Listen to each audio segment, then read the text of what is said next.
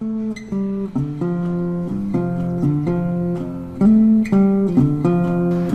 don't want all the nasties in there.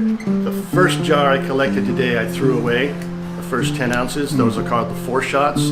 That's what makes you go blind or kills you. It's got methanol in it and acetone. Nobody wants to drink a nail polish remover. You can save that shit and use it for cleaning solvents or something, but so the 4 shots you throw away. Some of the heads you save for something else, some of the tails you save, but the hearts are where the good stuff is. My name is Steve Ellison. I live in Fairhaven. I used to brew at Boundary Bay, and I brewed down in Seattle at Maritime Pacific before that. Retired a few years ago, but you can't not brew once you're a brewer. So I've been home brewing since 1988, maybe 87. I just mentioned one day to my bosses, I was working at a hotel, a hostel in Amsterdam, that I wanted to make my own beer. And my next birthday, they gave me a cold brew kit. And all that beer I made in Amsterdam was terrible. My friends wouldn't drink it. I had to drink it all myself. But I learned a lot since then. I understand the process and how important sanitation is. So what's basically going on here? Right now, what we started with was a big pile of grain in here in 150 degree water. And we let that rest for 90 minutes, and that converts all of the starches into fermentable sugars. And then recirculate it through here to keep up the temperature, because this is just hot liquor in here, or hot water. And there's a false bottom in here to keep everything from getting clogged. So after that, we rest for a while, and now we've just started running off. So we're running the sweet liquor from the mash tun into the kettle. We might as well turn that sucker on now. We don't need to heat the mash water anymore, so slide that off. There's a pretty cool little computer on this thing. Starting gravity, creep oil. The beer scene in Bellingham is certainly an ever-changing entity. It's exploded in the last 20 years for sure, but even more so in the last 10. When I first started working at Boundary, there was one other brewery, Orchard Street, and that's off of Meridian. They closed within a few months after we got here, or after I got to Boundary, and then Chuckanut came in, and Boundary and Chuckanut were the only two for a long time.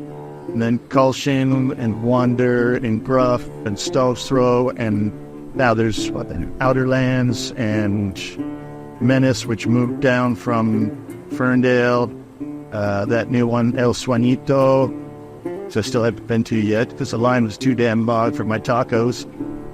But I think it's gonna be saturated eventually, but it may take another 10 years because mountain bikers and skiers love their beer, and snowboarders love their beer, and people who just sit around in their backyards love their beer. And it's nice to have a variety. So it tells me the Brix, which is a measurement of the sugar content, the pH. So after fermentation is about halfway done, I'll throw a couple pouches of fruit in there. Those are boysenberry for next season. And because I'm Fairhaven Fermenters, they send me this shit for free. 4 samples at a time. I've been doing it for years. My words of wisdom to anybody trying to get into the industry is that it's going to be hard, but do some homework. It helps to be a home brewer, not just to be a green rando coming in, I want to get a job as a head brewer, because you're going to start washing kegs probably, even if you have a resume. It depends on what the opening is where, but do some homework and knock on every door, because positions change all the time. Brewers move along, move from one brewery to another, or down to another city, or across the state, or whatever. So you just have to be persistent. What keeps me coming back is that it's a passion, and that there are so many different things you can do, the variables. You can make things so different. And then the second part of it is that I give a lot of it away, and to see somebody open it and say, and genuinely say, this is really good, and their eyes light up, is really gratifying. Because I can't drink everything that I make. I'll die after reaching 400 pounds. But giving it away and seeing people enjoy it is half of the fun. One of my favorite things to brew is I've really gotten into ciders lately, because you can get them really, really dry, and you don't need to have a head retention on a cider.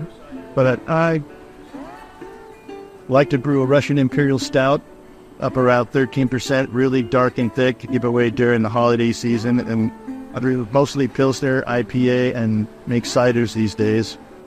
I have done just about every style you can think of, Belgian blondes to Japanese to Mexican light lager to most of the Belgian styles.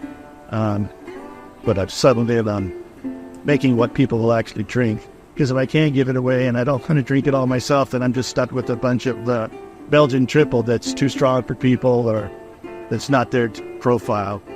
I find a lot of people in Bellingham are like Pilsners and IPAs most. Maybe some blonde ales or something. Words of wisdom.